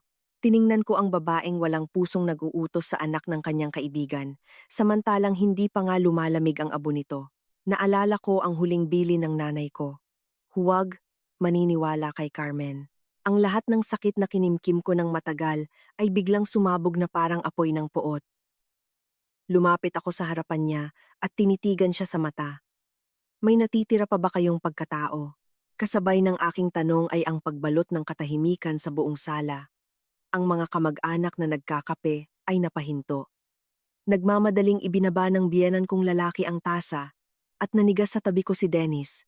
Marahil mula noong ikasal kami, iyon ang unang pagkakataon na narinig niya akong kausapin ang kanyang ina ng malamig at matalim. Ngunit imbes na mapagtanto ang kalupitan ng kanyang sinabi, namula sa galit si Aling Carmen sa pag-aakalang binastos ko siya sa harap ng marami. Ano ka mo? Nabaliw ka na ba sa kalungkutan dahil namatay ang nanay mo? Kahit anong mangyari, biyenan mo pa rin ako. Sino ka para tawagin ako sa ganyang pangalan at bastusin ng ganyan? Tinanggal ko ang katsang bag ng nanay ko mula sa balikat ko. Niyakap ko ng mahigpit sa aking dibdib at tinapatan siya ng tingin. At sino naman kayo para utusan ang isang taong kakakabaong pa lang ng nanay niya kahapon na pumasok sa kusina at magluto para sa inyo? Sinabi ninyo na sumasakit ang dibdib ni Papa kaya nagmamadali kaming nagpunta rito, tapos makikita kong wala naman siyang sakit. Nagsinungaling kayo? Para lang tawagin ako at paghugasin ng sandamakmak na pinggang ito? Medyo nataranta si Aling Carmen, ngunit agad inilagay ang mga kamay sa baywang. Pag may okasyon, obligasyon ng manugang na tumulong. Nagbiro lang ng kaunti ang isang matanda. Parang napakalaki na ng kasalanan ko. Porke ba patay na ang nanay mo, mag-aayuno ang lahat ng tao rito para sa'yo? Tumayo si Dennis sa gitna naming dalawa, pinipigil ang matinding galit. Ma, tama na. Walang utang ang asawa ko sa pamilyang to, lalo na para sa isang hapunan. Dinala ko siya rito dahil akala ko may sakit si Papa. Kung alam kong gawa-gawa niyo lang yon, hindi kami pumunta. Lumingon si Aling Carmen sa anak niya. Puno ng panunumbat ang mga mata. Pinagtatanggol mo rin ang asawa mo para hiyain ang nanay mo? Pinalaki kita. At ngayon hihiling lang ako na ipagluto tayo ng asawa mo, bawal na. Biglang tumayo ang biyenan kong lalaki. Tama na ba? Carmen? Kakamatay pa lang ni Rosa. Nagluluksa pa si Elena. Wala kang awa. Dapat marunong ka man lang makiramdam. Kung sinong nag-imbita sa mga bisita, siya ang umasikaso ng pagkain. Isang tiyuhin nila ang nakaramdam ng sobrang tensyon, kaya nagyaya na lang kumain sa labas. Ngunit dahil napahiya siya sa asawa at anak sa harap ng mga bisita, lalong nawalan ng kontrol si Aling Carmen. Itinuro niya bigla ang bag na hawak ko, kaya ka gumagawa ng iskandalo dahil feeling mo, may ipinagmamalaki ka ng konting perang iniwan ng nanay mo. Huwag mong kalimutan, ang bahay mo, ang asawa mo, nasa amin. Kapag walang pamilya ng asawa, anong kwenta ninyong mag-ina? Pagkarinig ko sa konting pera, nanlamig ang buong likod ko. Kasi bukod kay Dennis at Tita Lusing, walang ibang nakakaalam tungkol sa katsang bag. Pero noong nakikiramay siya, hindi siya tumigil sa kapupuna. Ngayon, aksidente niyang nabanggit ang pera. Hinigpitan ko ang hawak sa strap ng bag at dahan-dahang nagtanong, paano ninyo nalaman na may naiwang pera ang nanay ko? Napatigil siya at nag-iwas ng tingin. Nahulaan ko lang. Napakatipid niya. Buong buhay niya ganoon, imposibleng wala siyang naiwan kahit piso. Mula nang pumanaw ang nanay ko, kailanman ay hindi ninyo ako tinanong kung nasaan ang sugat ko. Hindi rin ninyo tinanong kung paano nangyari ang aksidente. Ang tanging pakialam nyo ay ang mga dokumento at perang naiwan niya. Natatakot ba kayo na may makita akong kung ano sa bag na ito? Agad na namutla ang mukha ni Aling Carmen. Wala sa sariling nahawakan niya ang pulso kung saan nakasuot ang singsing ng tatay ko. Sa maliit na kilos na iyon, ang mga hinala sa dibdib ko ay naging isang napakalinaw at nakakatakot na katotohanan. Humakbang ako ng isa pa. Yung singsing na suot nyo, yung mga perang idinagdag ng nanay ko, ang lupang ibinenta niya, at ang mga tawag sa hating gabi. Ang lahat ng ito ay may kinalaman sa lihim na gusto niyang sabihin sa akin bago siya mamatay, hindi ba? Mabilis na tinanggal ni Aling Carmen ang singsing at itinago sa palad. Huwag kang mambintang, kusa itong binigay ng nanay mo. Pareho kaming magkaibigan noon. Kung tulungan niya ako ng pera, may masama ba doon? Kusang loob? Tapos nagmamakaawa ang nanay ko. Kusang loob. Pero tuwing nakikita niya kayo, ay nanginginig siya. Kung talagang wala kayong kasalanan, bakit nung nabanggit ko ang bag ay namutla kayo? Hindi na siya nakasagot at malakas na boses na pinapaalis ako. Pinalayas ako sa bahay at kung gusto raw ni Dennis na sumama, sumama na rin siya. Ngunit sa pagkakataong iyon, hindi na ako takot masira ang pamilyang to. Dahil ang taong isinakripisyo ang lahat, para lang manatiling buo at payapa ang kasal ko ay kasasalin pa lang sa lupa. Kung patuloy akong yuyuko, hindi na yon pagsunod sa magulang, kundi isang kahinaan. Hinawakan ko ang kamay ni Maya at humarap kay Dennis. Gusto kong bumalik sa bahay ng nanay ko para basahin ang mga naiwan niya. Kung gusto mong sumama, sumama ka. Pero kung iniisip mong binabastos ko ang nanay mo, pwede tayong mag-usap pagkatapos nito. Hindi nag-atubili si Dennis. Binuhat niya si Maya at hinawakan ang kamay ko. Sasama ako sa'yo. Gusto ko ring malaman ang katotohanan. Tiningnan ng biyenan ko si Aling Carmen nang may matinding paghihinala at sinabing susunod siya matapos ayusin ang problema sa mga bisita. Hinabol kami ni Aling Carmen hanggang sa gate at magaralgal ang kanyang boses na sinabi, Dennis, kapag humakbang ka riyan, huwag kang babalik dito at sisihin ang nanay mo. May mga bagay na nakakahiya sa buong pamilya kapag nalaman. Lumingon ako. Ang mas nakakahiya ay ang taong gumawa ng problema, hindi ang biktima. Pauwi ng pagsandyan, walang tigil ang tawag ni Aling Carmen kay Dennis, ngunit pinatay niya ang telepono. Sa loob ng sasakyan, walang kumikibo. Nakatulog si Maya dahil sa pagod. Samantalang yakap-yakap ko ang bag ng nanay ko, na parang niyayakap ko ang natitirang buhay na hindi na niya nagawang masabi. Pagdating namin sa lumang bahay, dinala ni Dennis si Maya sa bahay ni Mang Tino para ibilin muna at umupo siya sa tabi ko, sa harap ng altar. Naamoy ko pa rin ang usok ng kandila sa kwarto.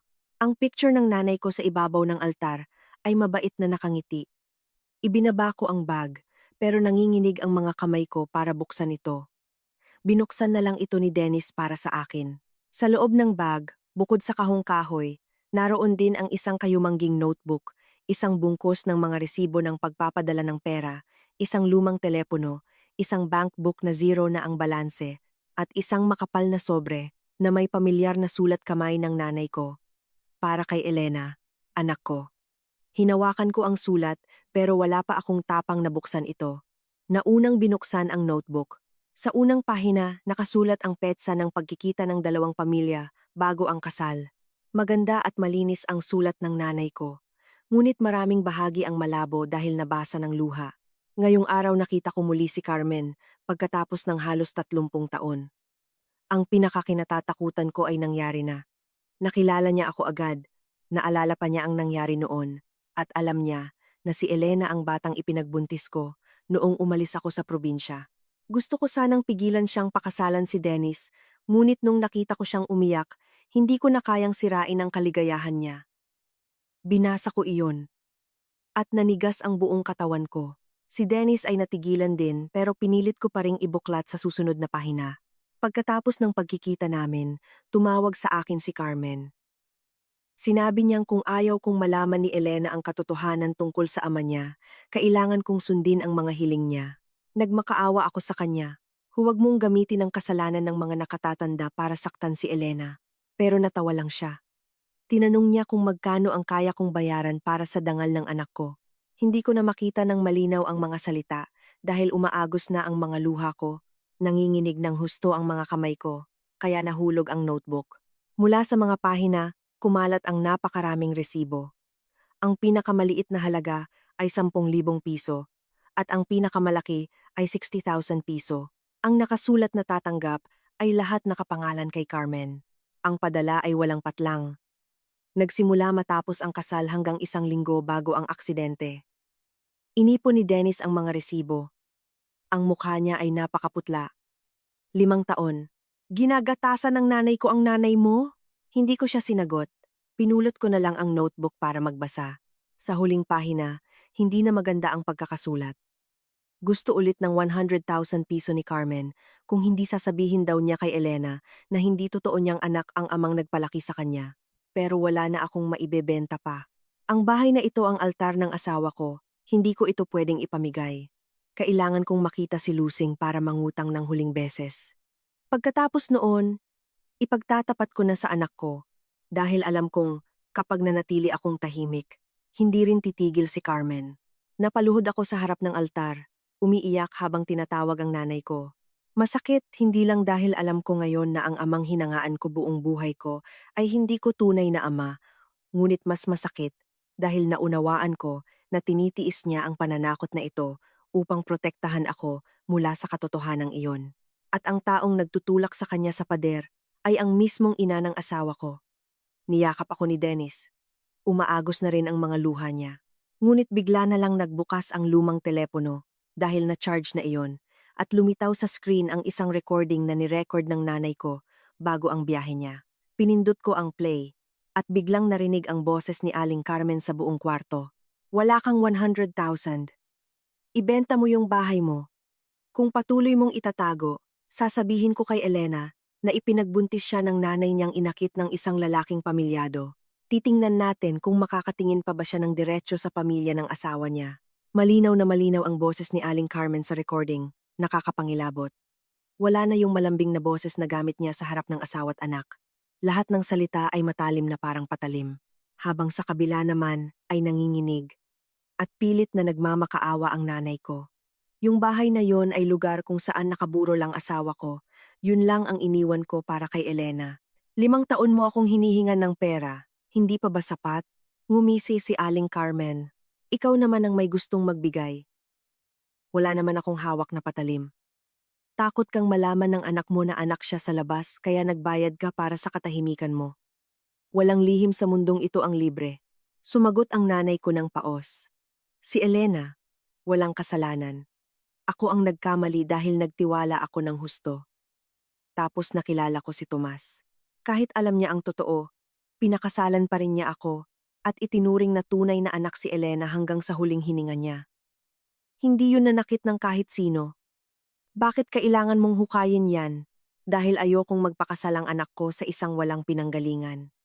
Noon, gusto ni Dennis magpakasal kaya nanahimik ako. Ngayon, kung gusto mong maging payapa ang buhay niya sa pamilya ko, kailangan mo lang umintindi. Dati tayong magkaibigan. Alam mo kung gaano ako nahirapan noon, bakit ginagamit mo ang sakit ko para pahirapan ako? Kaibigan? Isang tao na muntik nang sirain ang pangalan ng buong baryo? Huwag na tayong maglokohan. Kapag wala kang pera sa loob ng 3 araw, ako mismo ang pupunta kay Elena. Ang pag-uusap sa recording ay nagtapos sa mga hagulgol ng aking ina at sa isang tunog ng bumagsak na bagay, marahil ay nabitawan ang telepono. Nakaupo akong hindi makagalaw. Ang dugo ko sa ugat ay para bang nanigas.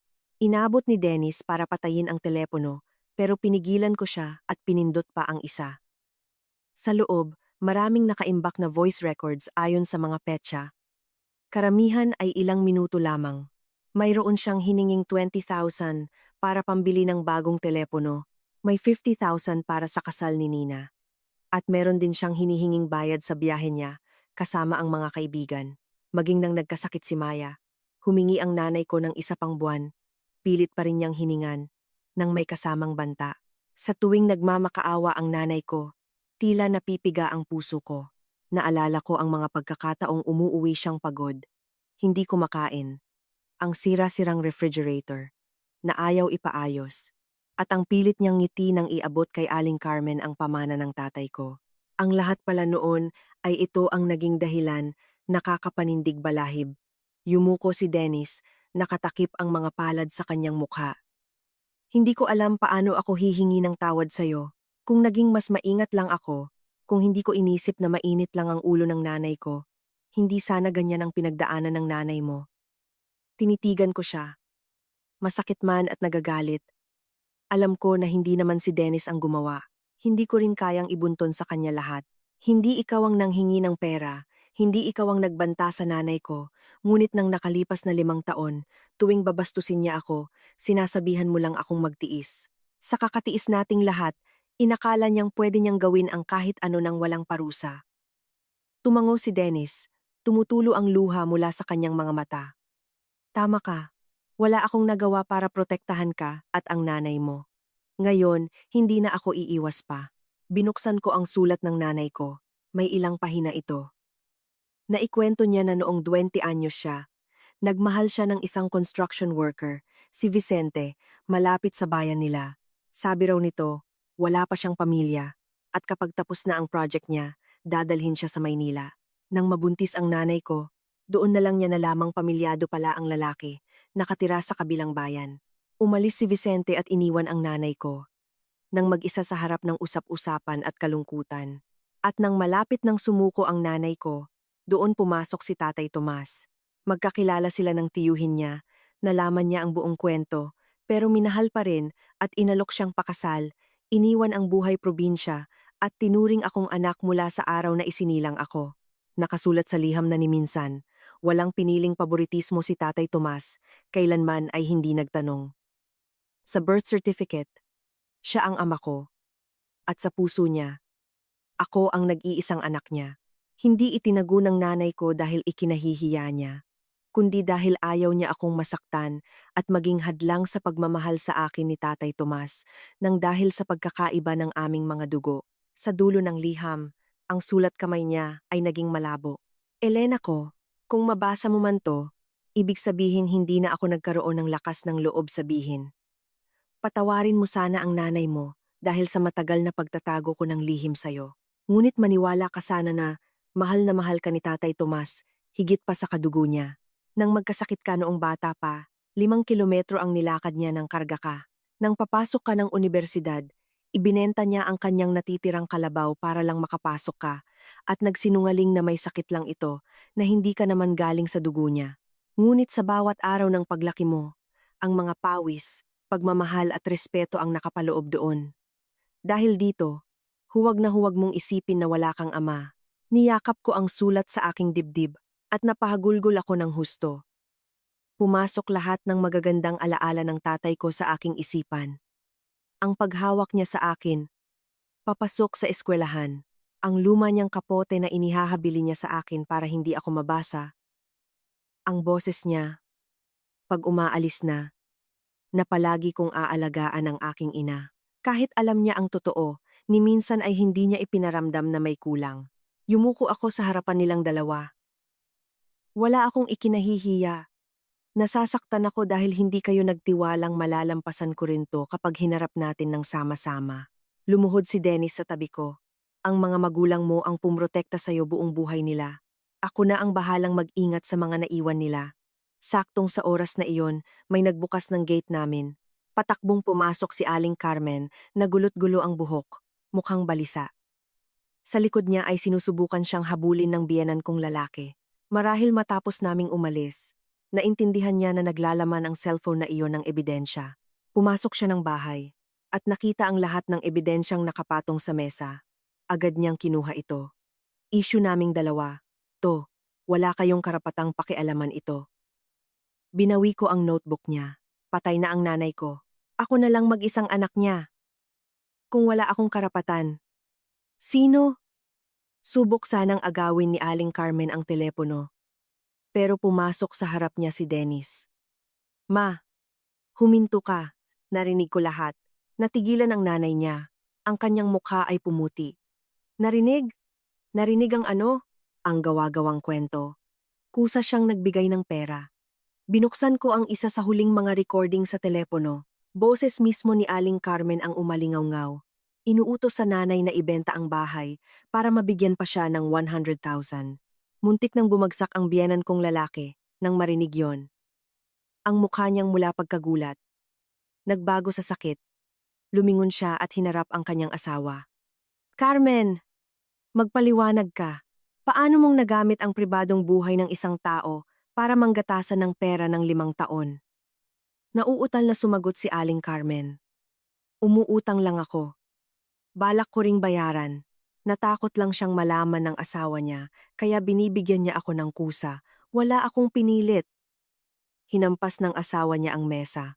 Kung umuutang ka, bakit nagbanta kang ibebenta niya ang bahay niya? Hindi nakasagot ang babae, hanggang napahawak na lang sa kanyang ulo at itinuro ako. Dahil ang asawa mo, walang pinanggalingan. Nabuntis ng isang lalaking may asawa, yung nagpalaki lang sa kanya ang umako ng lahat ng hiya. Itinago ko na lang yon, kaya utang na loob pa niya yon. Bago pa ako makasagot, hinarap siya ni Dennis. Ang boses niya ay punong-puno ng panginginig sa galit. Ngayon sinasabi niyo po bang ang tatay ng asawa ko ang umako ng kasalanan? Ang isang taong mapagmahal sa batang hindi niya kadugo ay daan-daang beses nakagalang-galang kaysa sa mga taong kumuha ng lihim ng kaibigan para kumita ng pera. Ang pinakakahiya-hiya dito, hindi si Elena, kung hindi kayo. Nabigla si Aling Carmen, habang dahan-dahang hinubad ng biyenan kong lalaki ang kanyang singsing, saka inilapag sa harapan niya. Wala ka ng karapatang manghusga sa asawa at patay sa pamilyang to. Umuwi ka na't mag-impake. Kailangan ko ng oras para magdesisyon kung makakasama pa ba kita. Nawala ang kulay sa mukha ni Aling Carmen. Humarap siya at nagmakaawa kay Dennis, ngunit inakbayan na lamang niya ako at hindi sumulyap sa ina. Sa unang pagkakataon, naunawaan niya na ang lihim na ginagamit para kontrolin ang iba ay ang nagwasak at gumunaw sa kanyang sariling pamilya. Parang tuod na nakatayo si Aling Carmen sa harapan ng bahay namin, napatingin sa natanggal na singsing na hinubad ng asawa niya bago umasang magbago pa si Dennis. Ngunit nang malamang walang ni isa man lang ang kumampi sa kanya, biglang nabuo ang kanyang galit na nauwi sa paghikbi. Dumikit at umakap sa binti ng kanyang asawa. Pakinggan mo muna ako. Di ko ginustong kumuha ng malaki. Noon, nangailangan lang talaga ako ng 10,000 kaya nabanggit ko, tutulungan daw niya ako. Pagkatapos umabot ng ganun, palala ng palala na umutang siya pero hindi gustong hanggang kamatayan. Inalis ng lalaki ang kanyang mga braso at kalmadong nakatayo. Namatay siya dahil sa aksidente at walang taong may sabing direktang sinadya. Pero kung hindi mo siya ginipit ng 100,000 sa madaling araw, mapipilitan ba siyang humiram at umuwi rito? Baka hindi ka nga pisikal, pero nakapatay ka ng tao sa pamamagitan ng pagiging gahaman mo. Humihikbi si Aling Carmen. Umiiling na lang ng sunod-sunod. Hindi ko alam. Ginusto niyang sumakay dun. Hindi ko ginusto yun. Ramdam kong bumaliktad na lahat at gusto kong sumabog ulit. Pero kumalma ang nag-aapoy na puot sa aking puso. Kaharap ko man ngayon ang isang malaking halimaw. Ang tao palang nandito ay punong-puno ng pagkasira na siyang bumubutas din sa sarili niyang pamilya. Itinapat at isinara ko lahat ng resibo ko, saka ako umakbay kay Dennis bago binalikan. Mula sa 10,000 at unti-unti, 50, 50 at 60. May nagawa siyang hanggang umabot paminsan sa pang-anim na bigay. Aabot sa kalahating milyong piso, higit 1,000 piso lahat-lahat sa buong 5 taon. Hindi pa man kasama dyan ang bahay, ginto at ang cash. Binasa ko ng malakas at ang tatay ni Dennis, pinigilang umiyak bago tuluyang humarap. 1,000,000. Kumuha ka ng 1,000,000 at tinago ito buong panahon. Nanatiling maayos pa ba pamumuhay natin? Tumungo si Aling Carmen. Babayaran ko, may nakatabing bank book.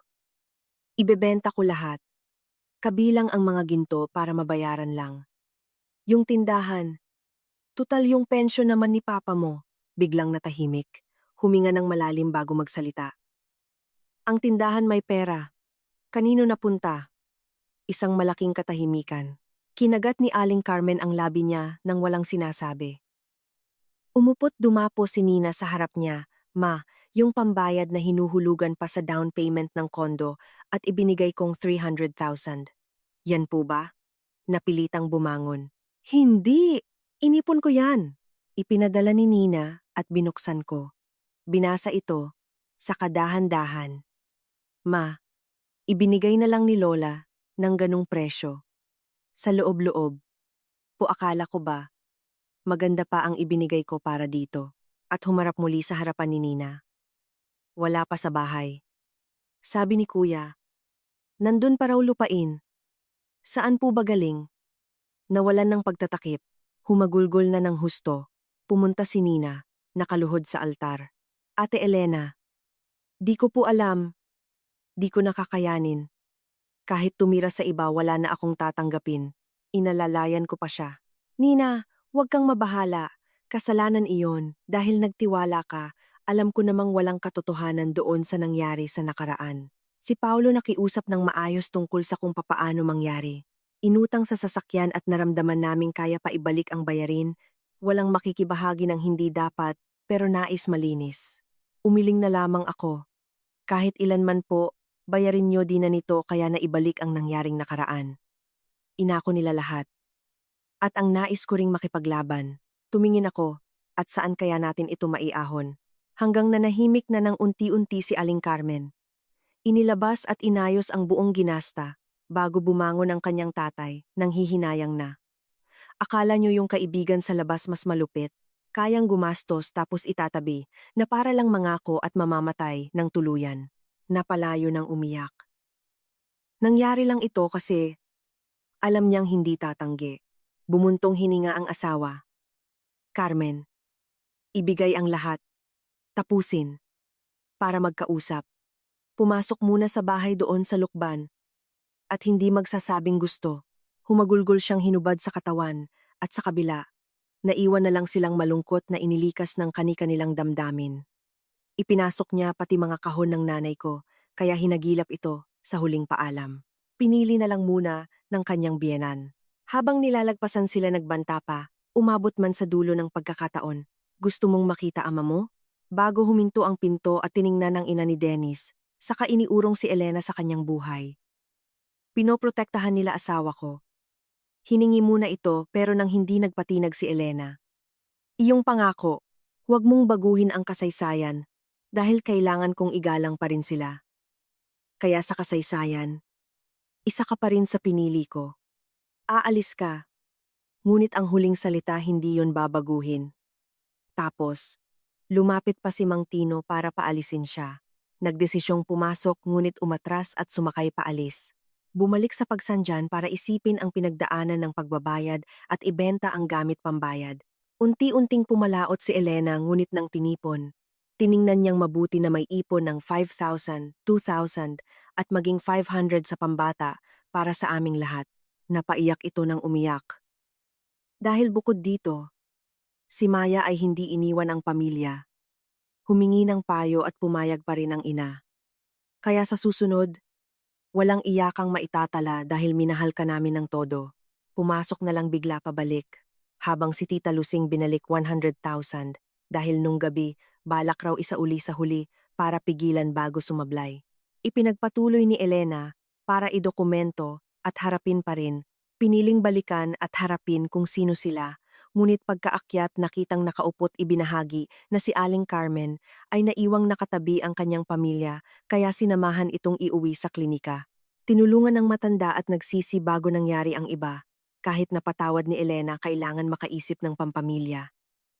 Namasukan siyang maghugas ng plato sa palengke. Namasukan upang mag-abot ng mga bayarin.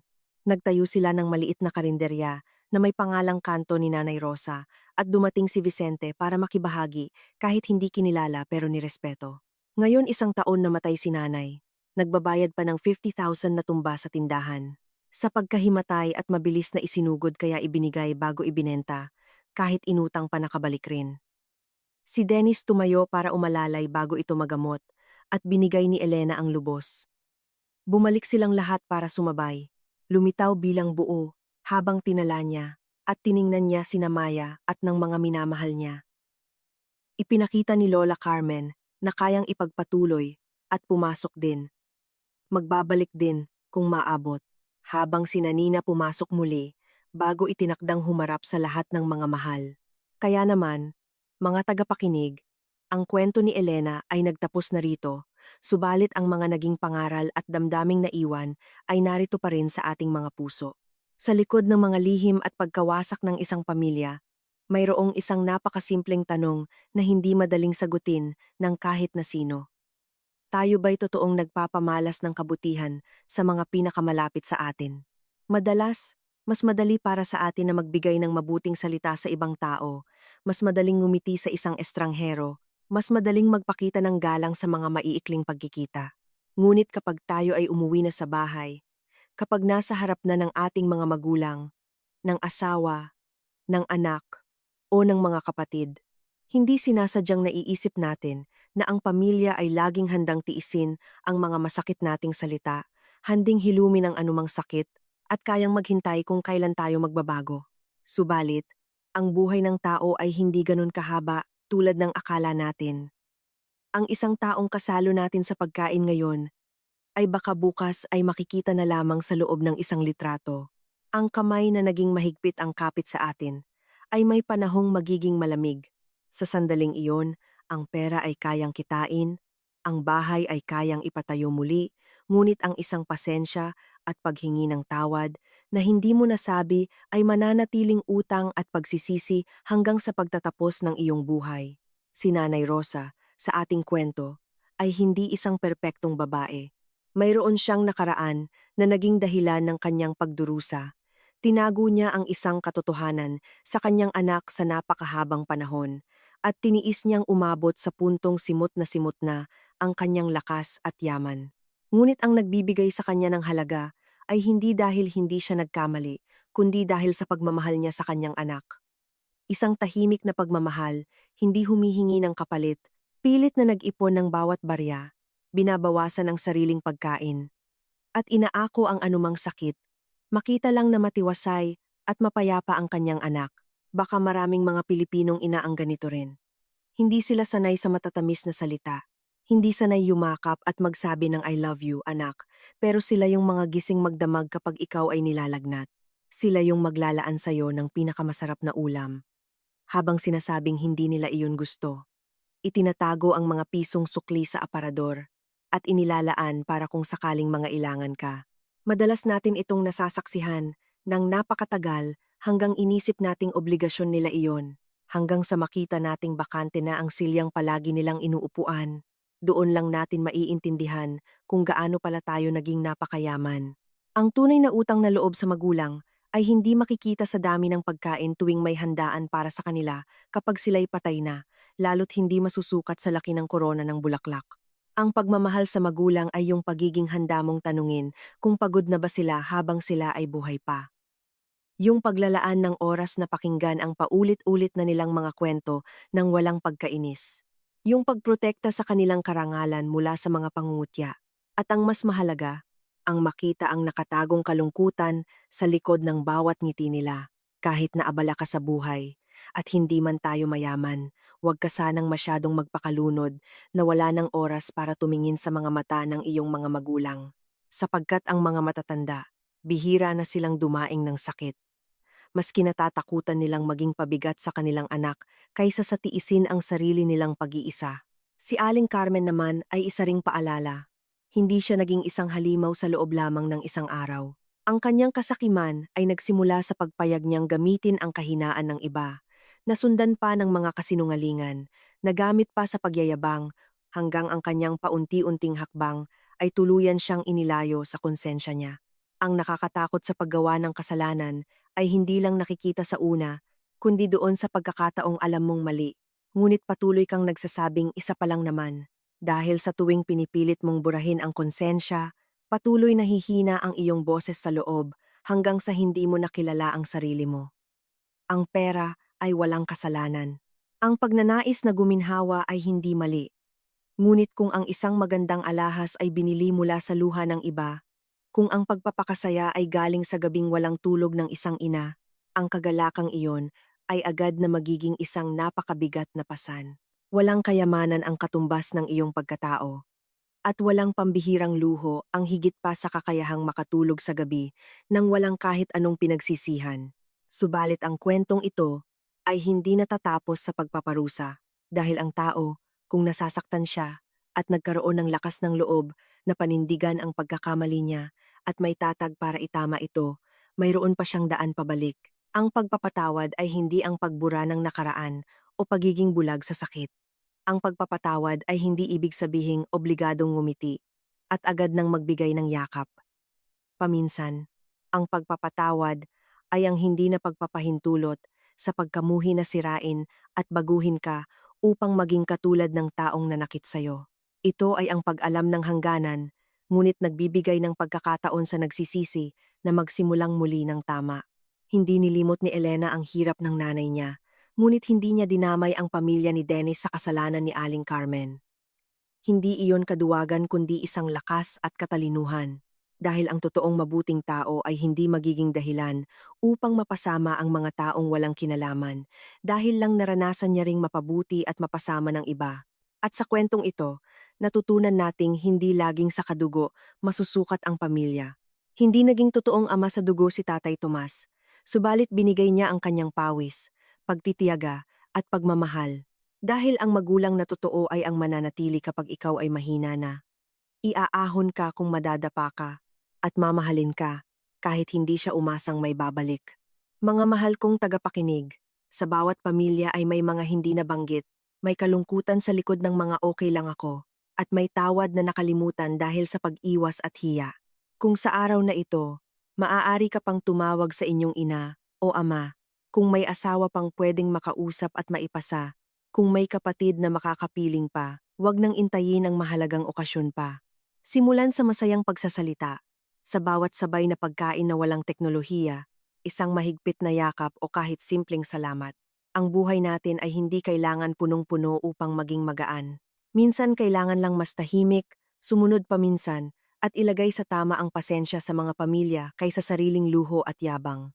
Dahil sa pagtatapos ng kwento natin, hindi kung sino ang tama at panalo ang nakikita, hindi yung kung sino may mas malaking ipon. Ang nakikita lamang ay kung paano ito nanatili, kung nagising tayo ng di nang hihinayang at kinaya at pinahahalagahan ng ating mga mahal sa buhay na nakasama pa natin.